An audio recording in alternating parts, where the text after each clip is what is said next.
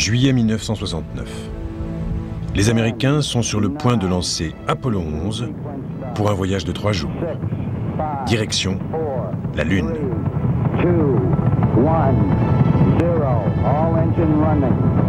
Liftoff. We have a liftoff. 32 minutes past the hour. Liftoff on Apollo 11.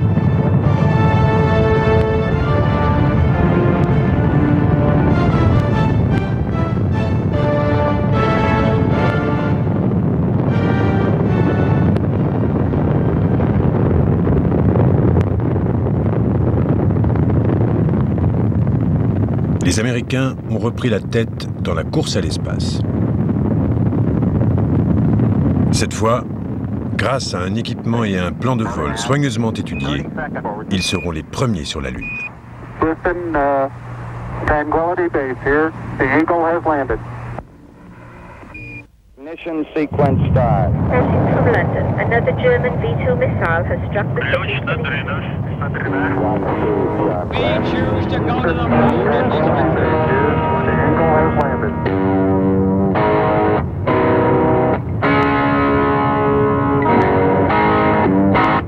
And this generation does not intend to founder in the backwash of the coming age of space.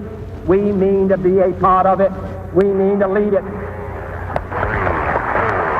1, 0. À ses débuts, le programme de vol habité américain a été largement éclipsé par les performances soviétiques. Avec le programme Mercury, les Américains ont certes envoyé des hommes dans l'espace, mais en matière de durée des missions et de nombre de révolutions autour de la Terre, ils ne pouvaient rivaliser avec leurs homologues russes. We choose to go to the moon in this decade and do the other things, not because they are easy, but because they are hard. Because that goal will serve to organize and measure the best of our energies and skills. Because that challenge is one that we're willing to accept, one we are unwilling to postpone, and one we intend to win, and the others too. Mais en 1961, en s'engageant à envoyer un homme sur la Lune, le président Kennedy redonne confiance aux Américains. Et la NASA lance un programme d'expédition lunaire baptisé Apollo. Un comité exécutif est constitué, chargé de le piloter et de mettre en œuvre tous les moyens pour atteindre l'objectif premier, battre les Soviétiques. La date butoir est fixée, le président Kennedy veut voir un Américain sur la Lune avant la fin de la décennie.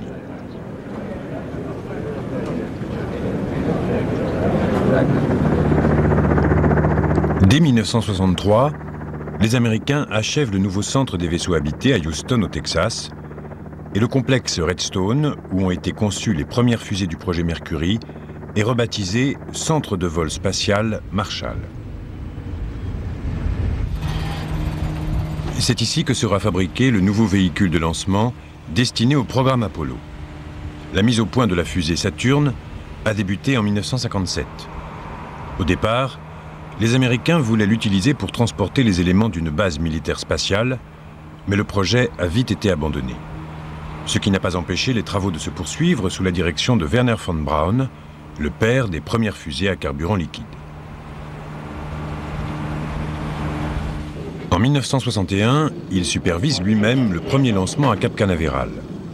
Haut de 20 mètres, Saturne 1 pèse 500 tonnes.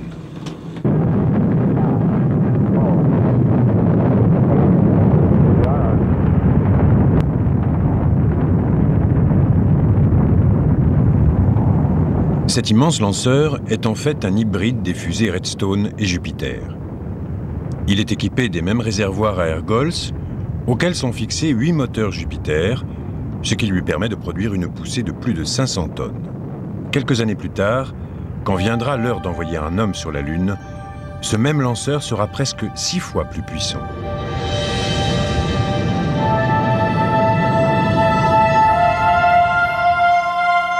Mais il ne suffit pas d'atteindre la Lune. Il faut aussi pouvoir s'y poser. De quoi est composé le sol lunaire ? Pourra-t-il supporter un vaisseau spatial ?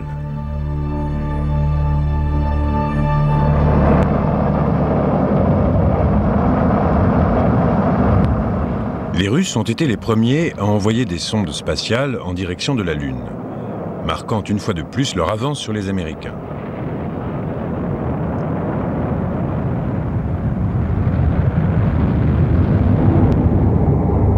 Et dès octobre 1959, la sonde Luna 3, placée en orbite autour de la Lune, a offert au monde les premiers clichés de la face cachée de l'astre, grâce auquel on a pu réaliser le premier globe lunaire. Du côté américain, en revanche, les premières tentatives pour observer la Lune ont été désastreuses, même si les missions Ranger 7, 8 et 9 ont permis d'obtenir des gros plans du sol lunaire, ainsi qu'une retransmission télévisée jusqu'au moment de l'impact.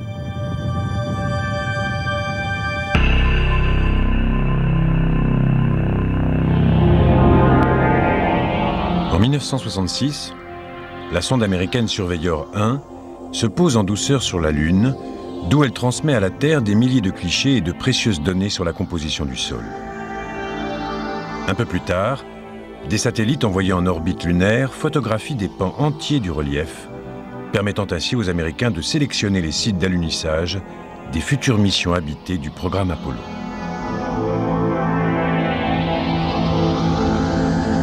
Mais si la Lune est alors un peu mieux connue, il reste d'autres zones d'ombre. Et il faudra à la NASA des années de travail et de calculs mathématiques sur ordinateur pour définir puis respecter le cahier des charges des missions lunaires.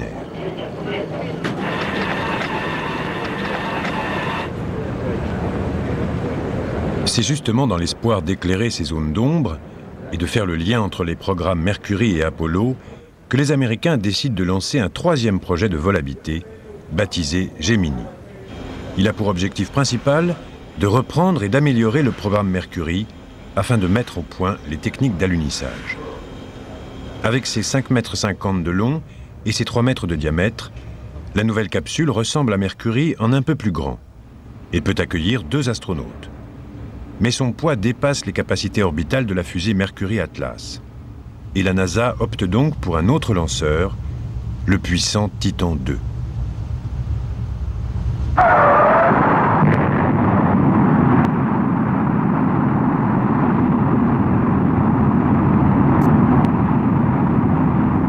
En avril 1964, un premier vol non habité permet de tester l'association Gemini-Titan, ainsi que la fiabilité des systèmes de guidage et de télémesure. L'injection en orbite est parfaite. La NASA a prévu d'envoyer 12 capsules Gemini sur orbite, dont 10 habitées. Au programme, 6 objectifs.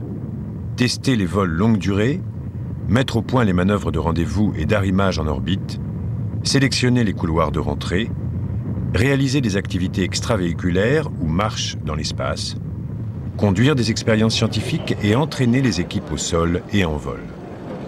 Chacun de ces objectifs prépare les missions plus complexes du projet Apollo. Les critères de sélection des astronautes ont été modifiés. L'âge minimum a été abaissé à 35 ans, par contre la limite de taille a augmenté. Elle est désormais de 1,82 m et les civils sont autorisés à se présenter. Certains membres de l'équipe Mercury participent au nouveau projet, dont Gus Grissom. Il est sélectionné avec John Young pour piloter la nouvelle capsule habitée du programme Gemini, Gemini 3. Le deuxième vol inhabité a lieu en janvier 1965. Dans les mois qui suivent, à Cap Canaveral, les équipes au sol et en vol préparent le lancement de Gemini 3. Ce sera le premier vol spatial biplace américain et l'occasion pour Grissom d'un deuxième voyage.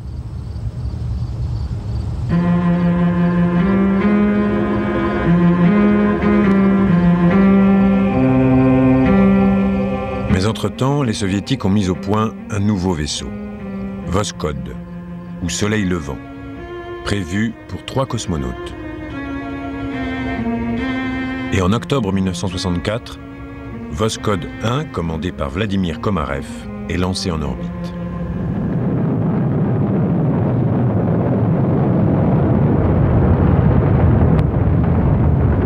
Une fois de plus, les Soviétiques ont pris les Américains de vitesse.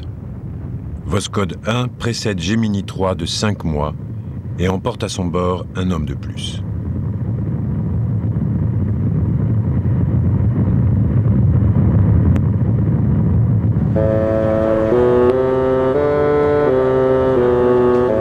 Les Américains disposent alors de très peu d'informations sur le vaisseau Voskhod.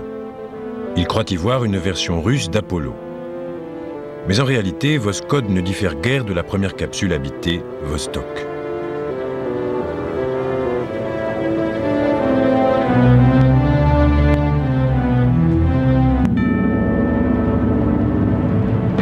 Les Soviétiques ont simplement adapté cette capsule, supprimant le siège éjectable pour intégrer 3 sièges de plus petite dimension. En outre, afin de gagner en espace et en poids, les cosmonautes ne portent pas de combinaison pressurisée et il n'existe aucun système d'éjection d'urgence. Les Soviétiques semblent estimer que de tels dispositifs sont superflus. Autre grande première soviétique, la sortie dans l'espace d'Alexeï Leonov depuis la capsule Voskhod 2. Protégé par une énorme combinaison pressurisée, il flotte dans l'espace pendant près de 10 minutes, retenu par un long filin. Leonov réalise la première marche dans l'espace de l'histoire de l'humanité, quelques jours seulement avant le lancement de Gemini 3. Les Soviétiques ont une fois de plus soufflé la vedette aux Américains et la retransmission télévisée en direct de l'événement lui donne encore plus de poids. L'objectif des Américains, arriver les premiers sur la Lune, semble plus difficile à atteindre que jamais.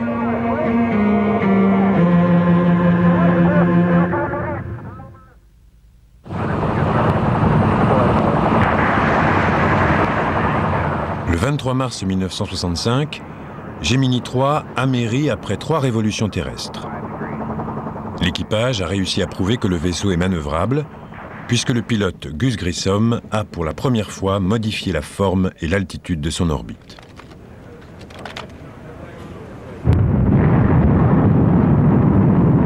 Deux mois plus tard, les Américains lancent Gemini 4, avec à bord les astronautes Jim McDivitt et Ed White. C'est à ce dernier que revient l'honneur d'être le premier Américain à marcher dans l'espace. Pour la NASA, il s'agit de prouver que leurs astronautes sont désormais eux aussi capables de réaliser des EVA ou activités extravéhiculaires. Gemini 4 Hawaii Capcom. We just had word from Houston. We're ready to have you get out whenever you're ready.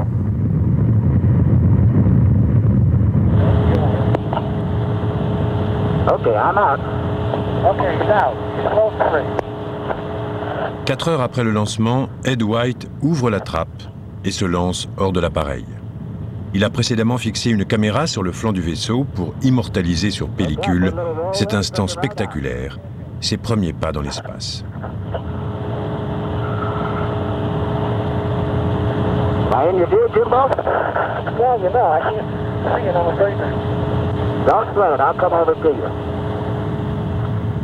Contrairement à Leonov, Ed White peut se déplacer à l'aide d'un pistolet fusée à gaz comprimé.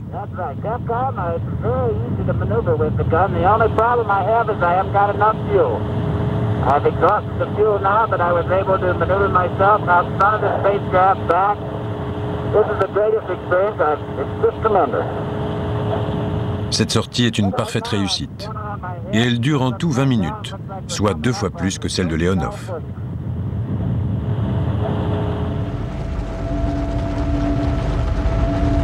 Le premier rendez-vous de 2 vaisseaux dans l'espace a lieu avec Gemini 6 et Gemini 7. En fait, le plan de vol de Gemini 6 prévoyait son arrimage avec une cible neutre. Mais le lanceur n'étant pas parvenu à placer la cible sur orbite, les Américains ont décidé d'envoyer Gemini 7.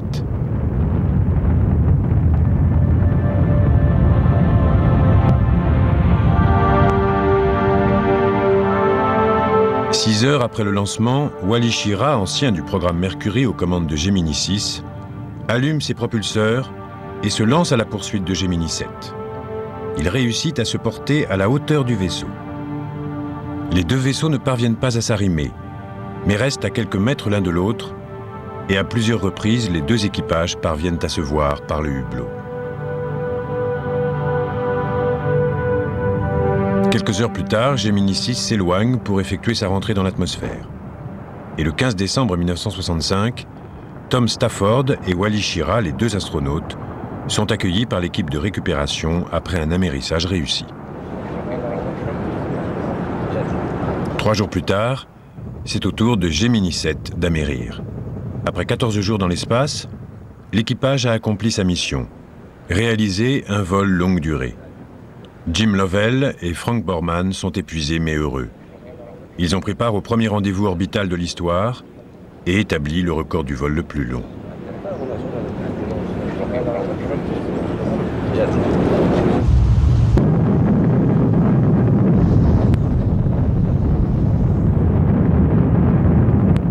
Gemini 6 devait initialement s'arrimer à un étage de la fusée Agena, mis sur orbite par un lanceur Atlas. Mais c'est Neil Armstrong, aux commandes de Gemini 8, qui va réaliser le premier rendez-vous avec arrimage de 2 véhicules spatiaux. 6 heures après le lancement, le vaisseau se porte à la hauteur d'Agena. L'astronaute parvient à arrimer le nez du vaisseau à la cible, puis vérifie les transmissions de commande entre les 2 engins.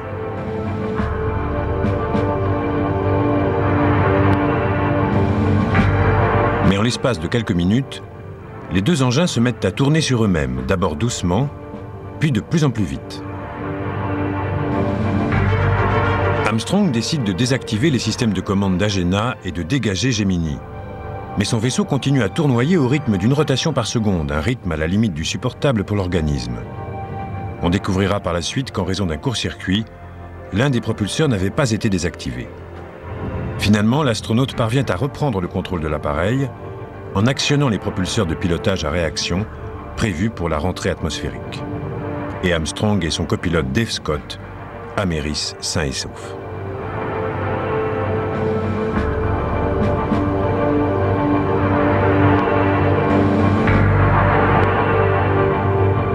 Avec les différentes missions Gemini, les Américains établissent un record d'altitude, 1400 km, et réalisent au total 9 arrimages. Lors du vol Gemini 11, l'équipage parvient à relier le vaisseau à Agena à l'aide d'un câble.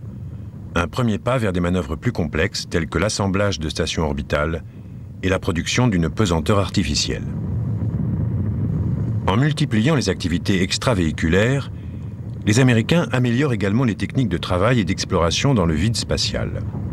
Ainsi, après la mise sur orbite de Gemini 12, le dernier vol de la série, Buzz Aldrin effectue une sortie au cours de laquelle il accomplit jusqu'à 19 tâches en un peu plus de 2 heures. Le 15 novembre 1966, Buzz Aldrin et James Lovell amérissent sains et saufs, mettant un terme au programme Gemini. Forts de l'expérience acquise au cours de ces missions, les Américains peuvent maintenant s'atteler au projet suivant, Apollo. Les vols des programmes Mercury et Gemini n'ont jamais dépassé l'altitude de l'orbite terrestre, s'éloignant de quelques petites centaines de kilomètres. Les missions lunaires du projet Apollo seront d'une toute autre ampleur. Elles emmèneront les astronautes à des milliers de kilomètres de la Terre, sur une planète déserte. Il faudra 5 années de réflexion à la NASA pour décider de la meilleure méthode à adopter pour ce voyage et d'opter pour le rendez-vous sur orbite lunaire. Dans un premier temps, Apollo, avec 3 astronautes à son bord, sera mis en orbite terrestre. Puis, le moment venu, le vaisseau sera placé sur une trajectoire translunaire. En approchant de la Lune, le vaisseau perdra de la vitesse pour se placer en orbite lunaire.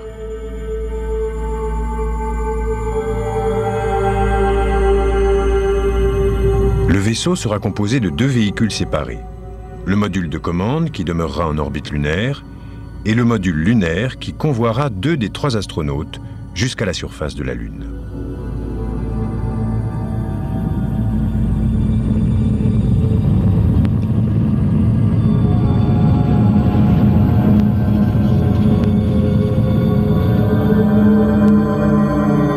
Une fois leur exploration terminée, les 2 astronautes emprunteront les tâches de montée du module lunaire, puis exécuteront les manœuvres de rendez-vous, d'arrimage et de transfert avec le module de commande. Ensuite, le vaisseau reprendra la direction de la Terre. La NASA estime que la mission, atterrissage du module lunaire compris, durera 8 jours.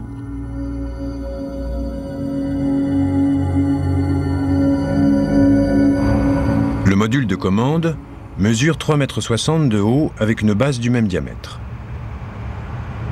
Les 3 astronautes sont assis de front. Le commandant de la mission est placé à gauche, le pilote du module de commande au centre et le pilote du module lunaire à droite. La NASA estime qu'une équipe de 3 pilotes se relayant toutes les 8 heures est idéale pour assurer des manœuvres en continu.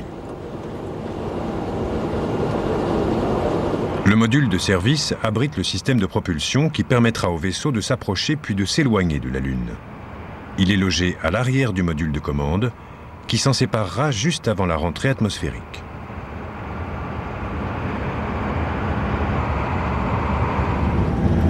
Mais la mission la plus périlleuse est sans doute celle du module lunaire. Faire atterrir 2 hommes sur la Lune, puis les en faire repartir, sains et saufs.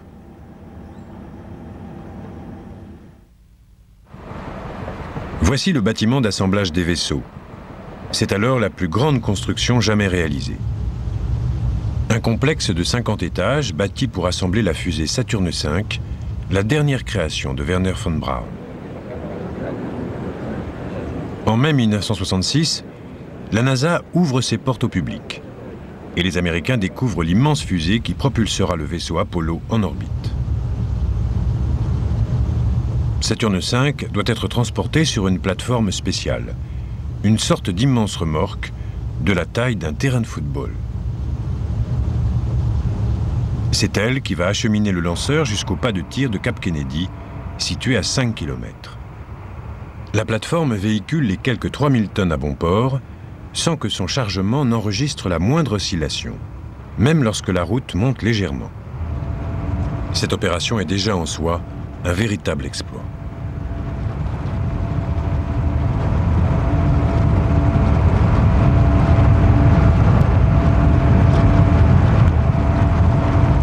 La fusée pèse plus lourd qu'un destroyer de l'armée américaine.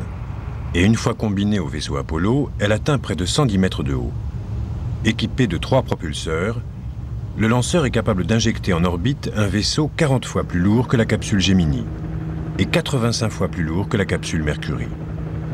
Mais il faudra attendre 1 an avant que Saturne V ne lance son premier vaisseau Apollo pour un vol à vide. Le premier vol habité du module de commande Apollo est prévu le 21 février 1967. Mais 3 semaines avant le jour J, le programme spatial américain connaît l'une de ses plus grandes tragédies.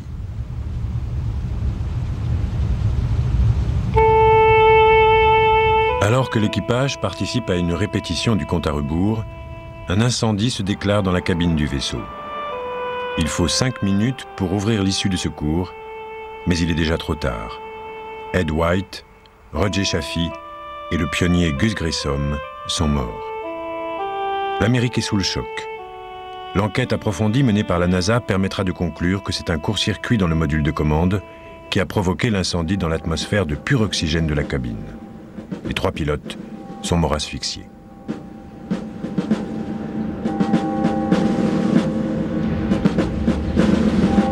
Le Congrès américain ouvre une enquête. Les accusations les plus folles circulent et on soupçonne la NASA d'avoir étouffé l'affaire. Le programme Apollo est interrompu. Entre-temps, une commission de révision a examiné le vaisseau et conclut à la nécessité de revoir le module de commande. Tous les matériaux combustibles sont retirés de la cabine et l'issue de secours est désormais conçue pour s'ouvrir en 5 secondes. La combinaison spatiale est également améliorée. L'atmosphère de la cabine reste composée à 100% d'oxygène, mais on prévoit de nouveaux moyens d'urgence pour quitter le pas de tir. La NASA mettra plus d'1 an à programmer un nouveau vol Apollo habité.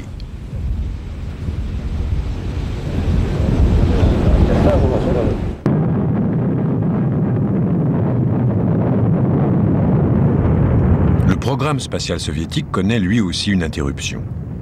Après la dernière mission Voskhod, les Russes se fixent un nouvel objectif, une mission lunaire habitée.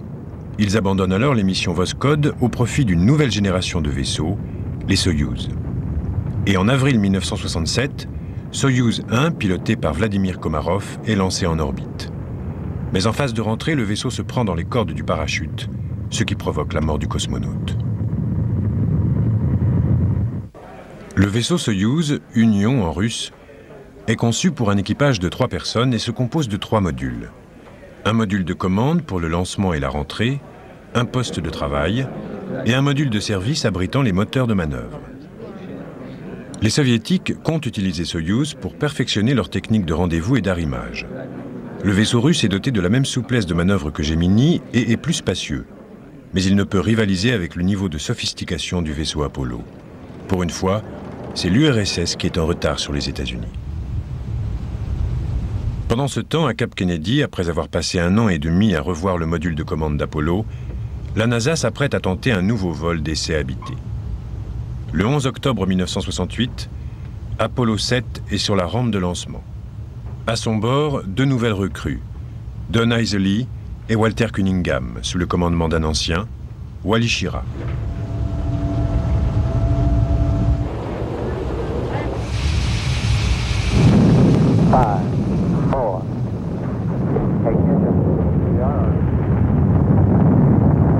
Le vaisseau est lancé par Saturne 1B, un Saturne 1 équipé d'un étage supplémentaire, le S-4B, destiné à propulser le vaisseau Apollo sur orbite terrestre. « 11 minutes après le décollage, c'est fait.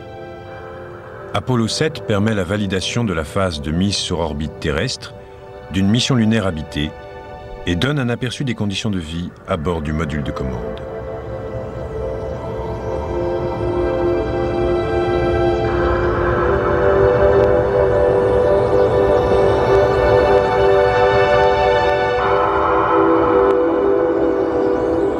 L'équipage a pour mission de séparer le module de commande du S-4B, puis de l'y arrimer à nouveau quelques mètres plus loin, comme s'il s'agissait d'un module lunaire.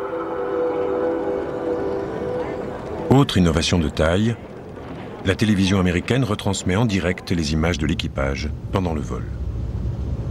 Picking up, I can read it now, just a minute. It says from that lovely Apollo something. You guys should write. Apollo room. High atop everything. Something. High atop everything. Looks good. I can see Wally Henley now. Les astronautes testent les possibilités de prendre de l'exercice, de dormir et même de préparer les repas. 3 activités indispensables à la survie pour une mission dans l'espace.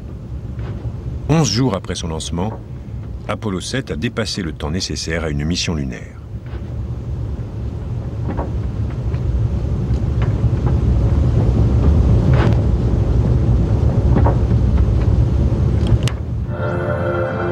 Le 22 octobre, Apollo 7 entame sa 163e et dernière révolution.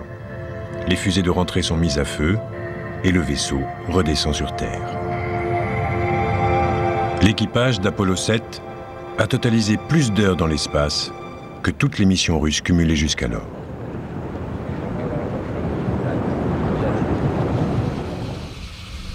Pour la mission suivante, Apollo 8, les Américains ont décidé d'utiliser le puissant Saturne V. Le géant conçu par von Braun et qui a déjà été testé sur 2 vols inhabités, va cette fois devoir envoyer 3 astronautes Apollo en orbite. De là, le premier voyage sur la Lune pourra commencer. 14, 13, 12, 11, 10, 9. We have ignition sequence start. Engines on. 5. All engines running.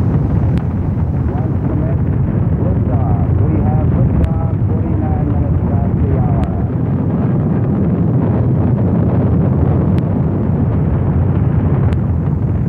Le premier étage de la fusée produit 3800 tonnes de poussée. Il les faut, car le lanceur doit pouvoir placer en orbite les 3 astronautes, plus l'équipement, le carburant et l'approvisionnement nécessaire pour aller sur la Lune et en revenir.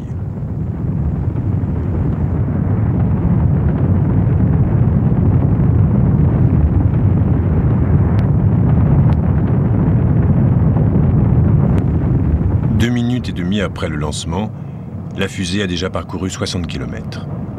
Les manœuvres de séparation du premier étage vont pouvoir commencer. Good ignition on the second stage.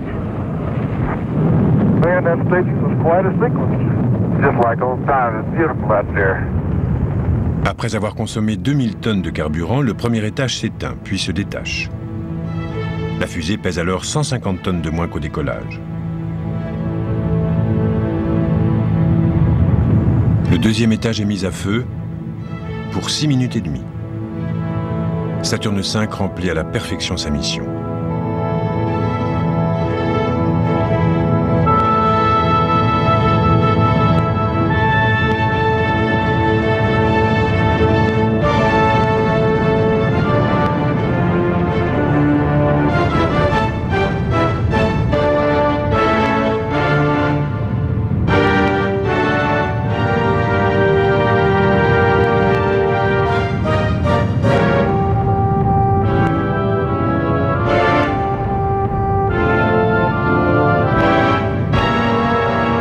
À 160 km de la Terre, le deuxième étage de la fusée s'éteint à son tour, exactement comme prévu. Une fois qu'il s'est lui aussi détaché, Saturne V a perdu 95% de son poids initial. L'étage numéro 3, le S-4B, injecte alors Apollo 8 en orbite terrestre. Les astronautes réalisent 1 révolution et demie tandis qu'on vérifie les systèmes de commande. Puis, du centre de contrôle leur parvient la phrase historique « Injection translunaire autorisée ». Le cap décisif est franchi. Grâce au S-4B, la fusée atteint 37 000 km/h, soit une vitesse suffisante pour échapper à l'attraction terrestre. Après 5 minutes de combustion, le S-4B s'éteint et se détache d'Apollo 8. L'homme fait route vers la Lune. Nous sommes le 21 décembre 1968. Les astronautes Frank Borman, Jim Lovell et Bill Anders voient leur précieuse planète bleue s'éloigner dans l'immensité spatiale.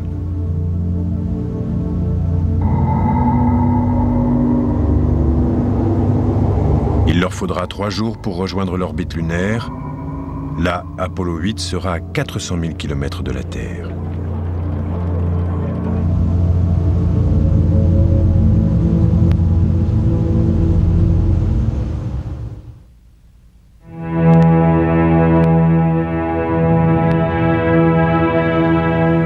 Le vaisseau arrive à destination le 24 décembre.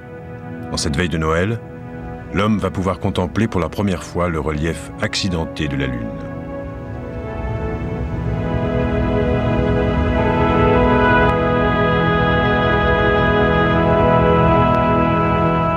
Le vaisseau doit survoler la face cachée de la Lune pour se placer en orbite. Là, la NASA le sait, il perdra tout contact radio avec la Terre.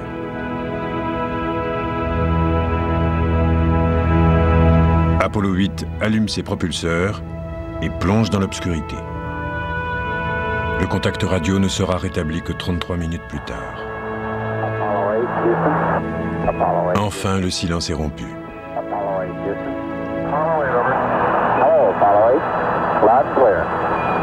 Ils ont réussi. Apollo 8 achèvera bientôt sa première orbite lunaire.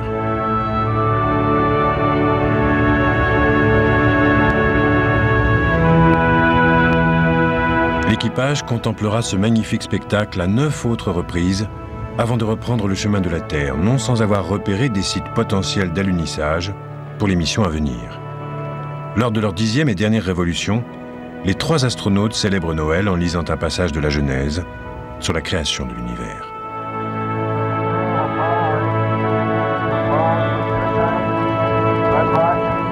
A Merry Christmas and God bless all of you on this good earth. Le succès d'Apollo 8 ajoute à la joie de Noël. Mais la mission de la NASA ne s'arrête pas là, et il ne lui reste plus qu'1 an pour envoyer un homme sur la Lune. Au centre des vaisseaux habités, les astronautes Neil Armstrong et Buzz Aldrin montrent aux scientifiques et aux responsables de la NASA le type d'activité extravéhiculaire qu'ils effectueront sur le sol lunaire. Ils auront pour tâche de récolter des échantillons de roches et de sol, puis de les monter à bord du module lunaire.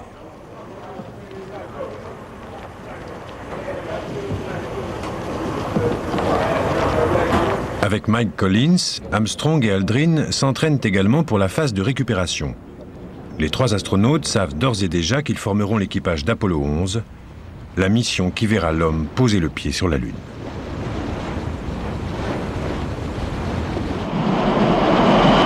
Ce drôle de véhicule à 4 pattes a été conçu pour former les astronautes aux techniques d'alunissage. car l'arrivée sur le sol lunaire sera sans doute la manœuvre la plus délicate et la plus périlleuse de toute la mission. Le module lunaire, également appelé LEM, a fait ses preuves lors du vol Apollo 9. Les astronautes l'ont utilisé pour simuler en orbite terrestre les manœuvres d'alunissage, de décollage et d'arrimage avec le module de commande. En mai 1969, Apollo 10 est envoyé en orbite lunaire pour une répétition générale. L'équipage réussit toutes les manœuvres d'approche, puis prend le chemin de retour, conscient qu'à la prochaine mission, l'homme posera enfin le pied sur la Lune.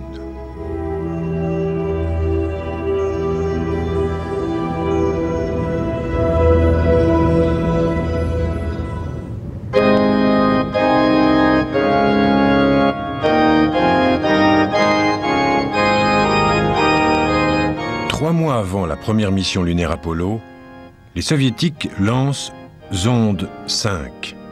La sonde spatiale fait le tour de la Lune puis revient sur la Terre. Les Américains pensent qu'il s'agit d'un module lunaire inhabité, mais ils ne peuvent en être sûrs.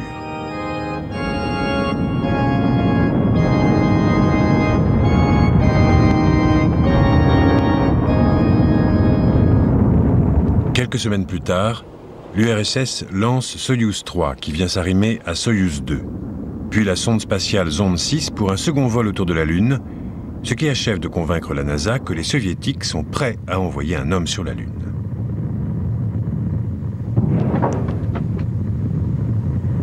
En réalité, l'URSS a déjà momentanément interrompu son programme de mission lunaire habitée.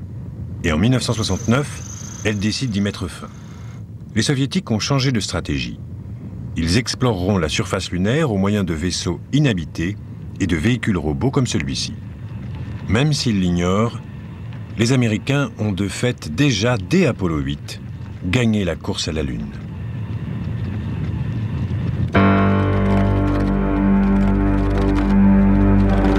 Aux États-Unis, l'objectif est toujours d'envoyer un homme sur la Lune avant la fin de la décennie. La date est fixée. Le vol historique d'Apollo 11 débutera le 16 juillet 1969.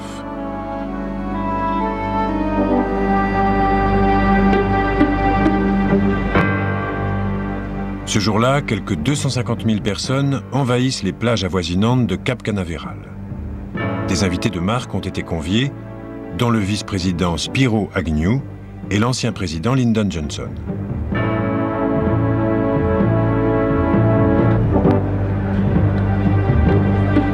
Au centre de lancement, on prépare le décollage dans une ambiance étonnamment sereine, car l'excitation doit sans nul doute être à son comble. Pour Wernher von Braun, c'est l'aboutissement d'une vie de recherche. Et tous ceux qui ont œuvré au développement du programme de vol habité américain depuis ses débuts chaotiques jusqu'à ses récents succès retiennent leur souffle.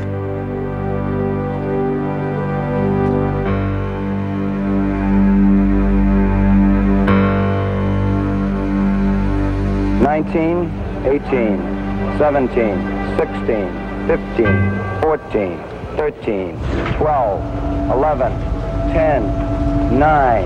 Ignition sequence start. 5, 4. We have ignition. All engines are running.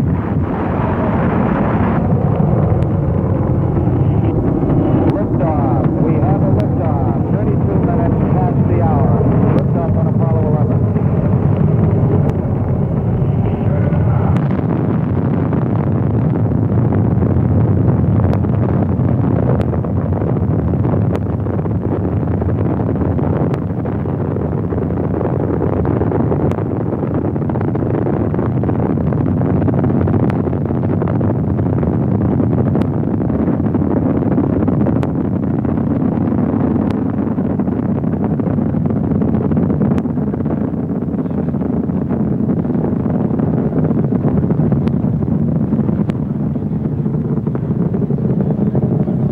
Houston, thrusters go. All engines, you're looking good. Roger, you're loud and clear, Houston. C'est maintenant la salle de contrôle des opérations du Centre des vaisseaux habités à Houston qui dirige le vol. Quand Apollo 11 sera en orbite terrestre, on calculera sa trajectoire translunaire et on la transmettra aux astronautes. 11 Houston. Go ahead. Mike, how about flight to Bravo at this time, and I'll give you a comm configuration here shortly. Une fois le vaisseau sur sa trajectoire, le collier d'amarrage du module lunaire s'ouvre et le module mixte de service et de commande se sépare du S-4B. Puis, à l'aide de ses moteurs à réaction, ce dernier se retourne et revient s'amarrer au module lunaire. Enfin, après l'arrimage, le S-4B est largué.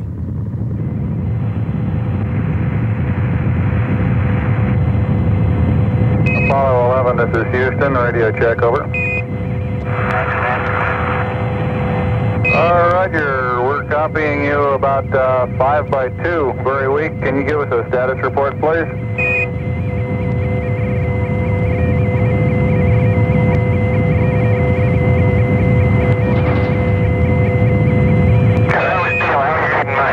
Oh, loud and clear now, Mike, and we understand that you are Doc. That's right. Hello, Apollo 11 Houston. We recommend you accept the NAV 49. Continue through your sequence of sightings, and then we'll... Le module mixte de service et de commande et le module lunaire, réunis par leur cône d'arrimage, sont prêts à faire route vers la Lune. Mais le temps que le vaisseau s'approche de l'astre, celui-ci aura parcouru 265 000 km autour de la Terre. Il faut donc qu'Apollo prenne en compte le déplacement de la Lune comme un tireur d'élite visant une cible mouvante.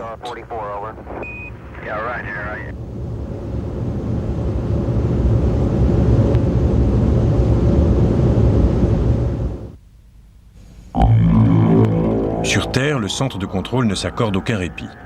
Des équipes de contrôleurs de vol se relaient pour veiller sur le vaisseau et son équipage 24 heures sur 24. Après 75 heures de vol, les astronautes ne sont plus qu'à 170 km de la Lune. Il ne leur manque que le feu vert de Houston pour pouvoir procéder à l'injection en orbite.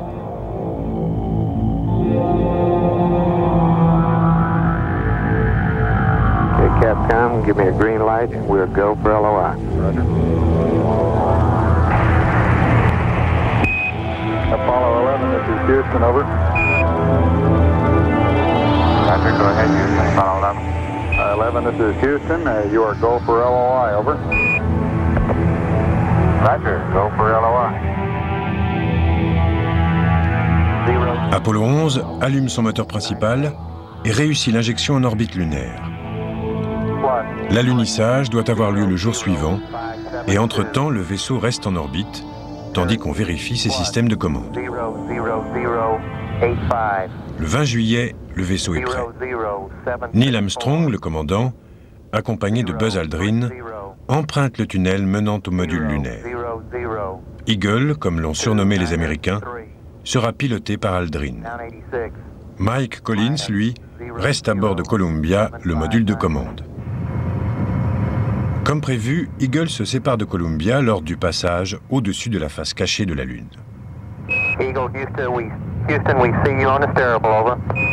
Lorsqu'il réapparaît, Houston entend la bonne nouvelle.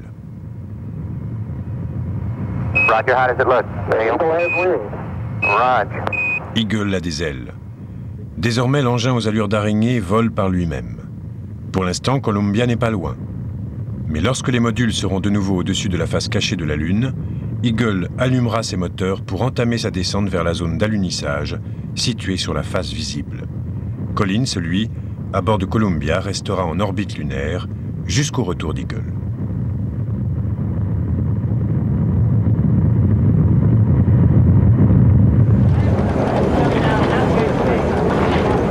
Jusqu'à ce point, toutes les manœuvres effectuées ont déjà été testées lors du vol Apollo 10. Mais lorsqu'il entamera sa descente propulsée, Eagle plongera dans l'inconnu. Gonna go for powered descent. Retro, go. Fido, go. Guide, go. Patrol, go. Telcom, go. GNC, go. Ecom, go. Surgeon, go. Capcom, we're go for powered descent. Eagle, Houston, if you read your go for power descent, over. Eagle, this is Columbia, your go for PDI, and they recommend you yaw right 10 degrees and try to high gate again. Right, we read you. Okay. Tandis qu'Armstrong et Aldrin descendent vers la mer de la Tranquillité, l'ordinateur de bord prend les commandes. Mais lorsque leur visibilité s'améliore, les deux astronautes découvrent qu'ils se dirigent vers un cratère rempli de gros rochers. Et Armstrong décide de passer en pilotage manuel pour guider l'appareil vers une zone moins dangereuse.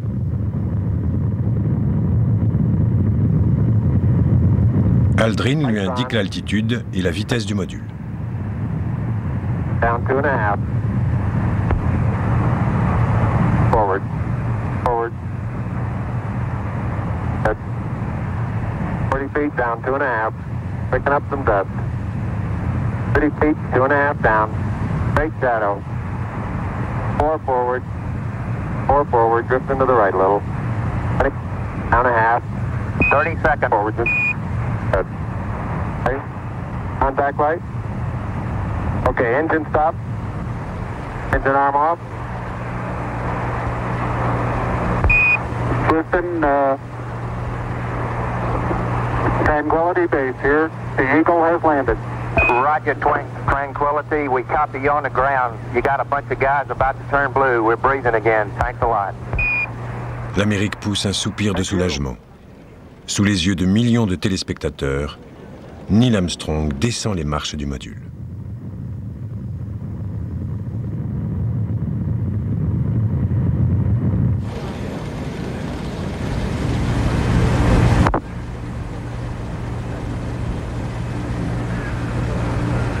I'm going to step off the limb now. That's one small step for man, one giant leap for mankind.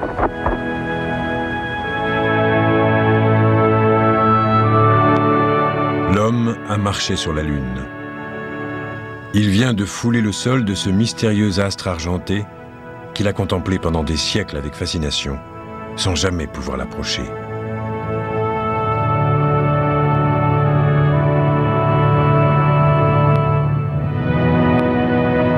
Oh, that looks beautiful from here, Neil.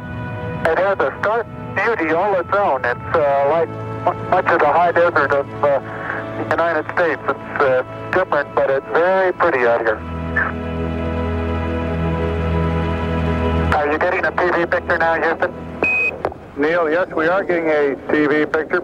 You're in our field of view now. Armstrong commence par recueillir quelques échantillons de sol lunaire au cas où un imprévu l'obligerait à rejoindre le module précipitamment. Puis c'est au tour d'Aldrin de sortir.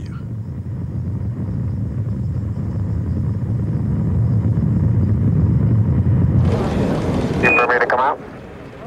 All set. Okay, I'm on the top step. It's a very simple matter to hop down from one step to the next. You've got 3 more steps and then a long one. Okay, I'm going to leave that 1 foot up there and... There, you got it? That's a good step. Beautiful view. Isn't that something? Magnificent sight out here. Magnificent desolation. Tyler is very, very fine powder, isn't it? Isn't it fine? Hey, Neil, didn't I say we might see some purple rocks? Find the purple rocks? Yep. Very small, sparkly fragments. En souvenir de ce voyage historique, les deux astronautes fixent une plaque commémorative sur la partie du module qui restera sur la Lune.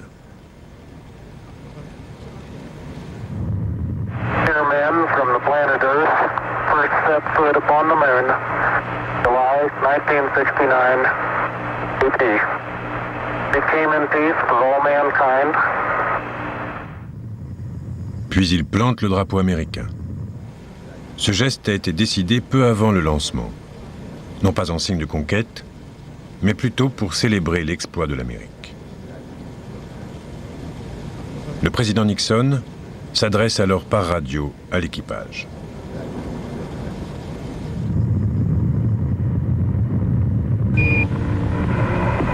Hello, Neil and Buzz.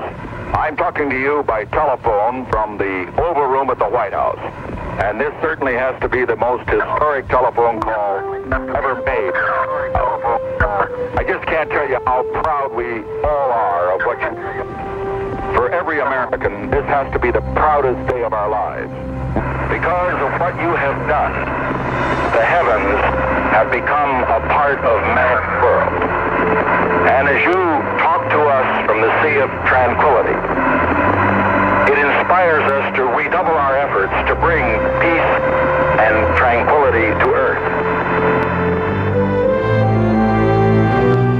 rêve est devenu réalité, pour l'Amérique et l'humanité tout entière, pour les visionnaires et les théoriciens, Copernic, Newton, Tsiolkovsky, pour Goddard et von Braun, et pour tous ceux qui ont un jour nourri l'espoir d'explorer d'autres mondes.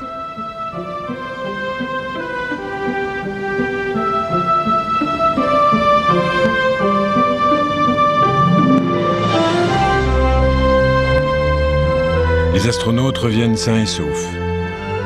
L'Amérique a su se montrer à la hauteur du défi lancé par le président Kennedy.